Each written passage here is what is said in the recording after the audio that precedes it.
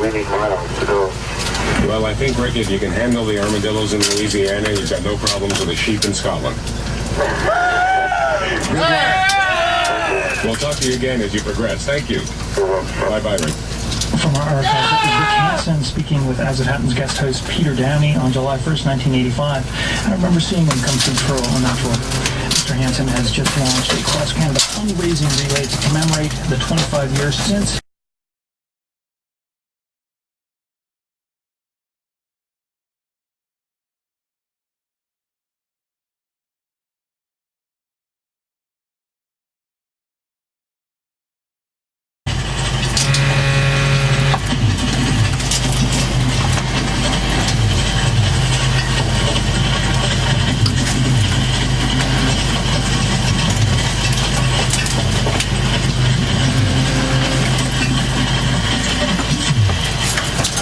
Dominique Strauss-Kahn says that he can't wait to get home to France.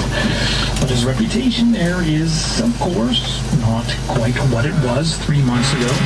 That is when New York prosecutors accused him of sexually assaulting a hotel maid in that city. Now, those charges have now been dropped, but the behavior of the man who was, until recently, the French left's best hope for regaining the presidency has been the subject of heated debate in his homeland. To explain, we reached Kim Wilshire, who reports for the Guardian newspaper from Paris. Hello, Kim. Hello. So how are Monsieur Strauss-Kahn's friends and supporters in France describing him now? Well, the word that is being most often used is blanchi, which literally translates as whitened. He's been cleared, and as far as they are concerned, he is coming home, and he has been cleared. So would that be the same color that you would use to describe Monsieur Strauss-Kahn? No, I think it would be stretching things to suggest that Mr. Strauss-Kahn is coming home squeaky clean or whiter than white. No, I think we're talking more a sort of grubby shade of grey, really. A grubby grey. That's my view. Well, there's still a civil case by the hotel cleaner, Ms. Diallo, pending against him in the U.S., and also, of course, he's accused of assaulting a French journalist as well, so I guess it would be a bit of a stretch to say that he's really being whitened. Yes, as sometimes happened, there's been a knee-jerk reaction that has been anti-American, that has pointed the finger at the American justice system.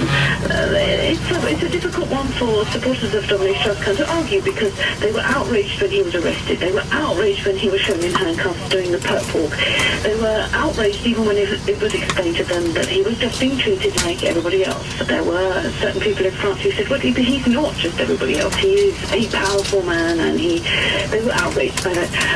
But at the same time, they are being forced to admit that the American justice system has dealt with this. Whether you feel that it's dealt with it in the right way, it has at least dealt with this very quickly.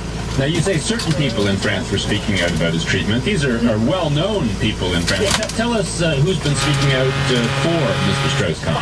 Oh, well, there's been a number of people. We had Bernard-Henri Lévy, who is perhaps France's philosopher-in-chief. We had him. He's very celebrated in France, who went public with his outburst against the American system. He described the treatment of Dominique Strauss-Kahn, who he said was a friend, as utterly grotesque, and that he shouldn't have been treated like everyone else because he was not some commoner. This was when Dominique Strauss-Kahn was arrested. He's been equally vociferous this week. He has described the chambermaid's defense, Miss Diallo's defense, as a masquerade, and said that her lawyer has reached the summit of obscenity. These are his words. I think quite a few of us were very disturbed by the reaction when the details of the case first came out. There were some people, I'm not talking about a majority, and I don't wish to generalize, but there were people talking that Dominique Strauss-Kahn was a ladies' man, that he was a charmer, he was a seductor. They had a phrase for it, he's a chaud lapin, a hot bunny, and this was the way he was viewed. Of course, there's a great difference between that and being accused of a sexual crime. But but there were many people who thought that this was just a case of, there's a phrase in French that was used by one quite prominent French journalist, the troussage de domestique, which means basically that he was just lifting the skirt of a servant. It's very much an ancien régime, the old regime. But along with that, there was a kind of a soul-searching going on in France, too, an almost a re-examination of the relations between the sexes. Is that all over now? Well, I think we will have to wait and see. I spoke to one of the main feminist groups here in France today, a group called Ni Pute Ni Soumise, neither whores nor submissives. And they said that when the Dominique Strauss-Kahn case broke, they felt that it was like an omerta being broken and a light being shone in some very dark corners. But they are hoping that this has made France and made French people reflect a little more on the boundaries between what is acceptable behaviour and what is not acceptable behaviour. One thing that's quite important to point out is there is an enormous cultural gap of understanding between France and what they